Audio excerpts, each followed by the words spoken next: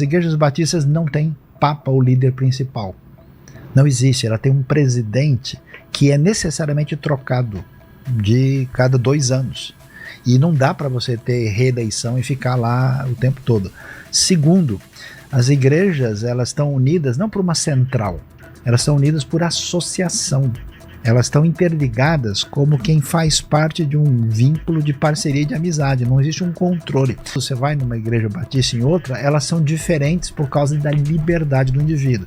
Quem é que é o poder máximo da igreja? Não é o pastor, não é a liderança, é a assembleia. Isso está no estatuto.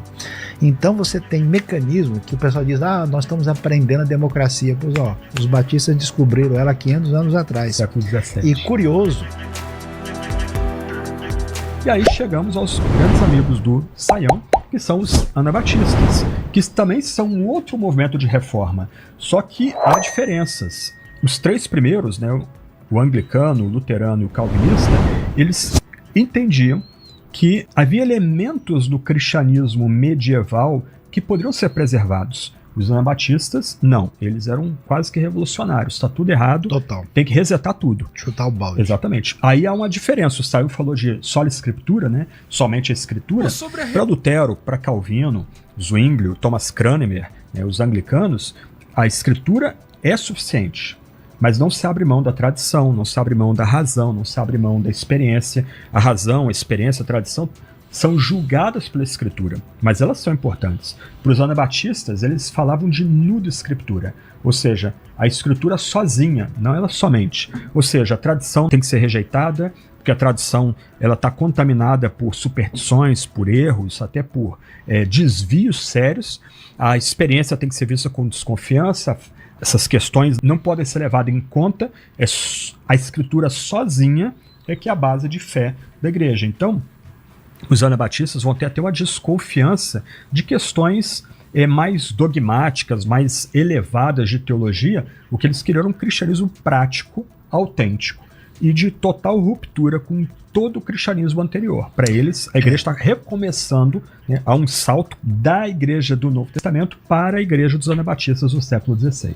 Então aí nós temos 2 lados da moeda, né? Alguns anabatistas foram tão radicais que eles até romperam com coisas teológicas essenciais e alguns realmente se perderam. Teve um movimento maluco chamado millerista, né? Que causou uma série de confusões. Um protocomunismo lá em Münster, né? Mas de modo geral, o movimento com gente como Felix Manz, Konrad Graber, Menno Simons, o Jacob Rutter, né, foram movimentos que disseram o seguinte: pessoal, olha, a coisa está tão distante da referência original de Jesus e os apóstolos que a gente tem que começar de novo.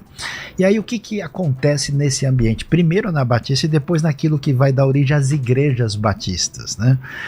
Que vão ter um pouco de expressão no ambiente alemão, mas mais começa, o que nós temos aqui como herança começa na Inglaterra, passa pela Holanda, vai e se desenvolve muito nos Estados Unidos. Grande parte do que se tornou os Estados Unidos tem muita influência dessa cabeça batista e é uma das principais denominações cristãs do mundo. A diferença fundamental é o seguinte: de fato, a gente entende e considera até a importância do estudo da tradição teológica antiga, mas a gente fica só com a Bíblia. Até hoje, uma igreja batista diz, olha, você tem uma confissão de fé? Tenho. As igrejas têm confissões de fé um pouco diferentes umas das outras. E elas dizem, a Bíblia é a nossa única regra de fé e prática. E aí surge uma coisa interessante. As igrejas batistas não têm papa ou líder principal. Não existe. Ela tem um presidente que é necessariamente trocado cada 2 anos. E não dá para você ter reeleição e ficar lá o tempo todo. Segundo, as igrejas elas estão unidas não por uma central, elas são unidas por associação. Elas estão interligadas como quem faz parte de um vínculo de parceria e de amizade. Não existe um controle. Por isso que é curioso, você vai numa igreja batista e em outra, elas são diferentes por causa da liberdade do indivíduo.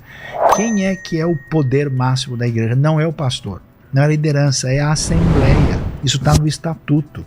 Então você tem mecanismo que o pessoal diz, nós estamos aprendendo a democracia. Pois os batistas descobriram ela há 500 anos atrás. Século XVII. E curioso que boa parte desses anabatistas e até batistas foram perseguidos até por outros protestantes. porque um princípio fundamental é não se mistura política com religião. Não se mistura igreja com Estado. Então a gente não se envolve nisso. E esse grupo, talvez um dos exemplos muito interessantes, é a tradição menonita. Os menonitas falam um dialeto do alemão, né, chamado Plattdeutsch, né, na linguagem que é um dialeto específico. Eles foram muito significativos na história da Holanda, ainda tem uma tradição na região nordeste da Holanda, em Witmarsum, e foram convidados para trabalhar na Rússia por Catarina II, e fizeram porque eram os melhores agricultores que se conhecia. Foram para a região da Ucrânia, né? Da Ucrânia e da Sibéria, e da Rússia mesmo.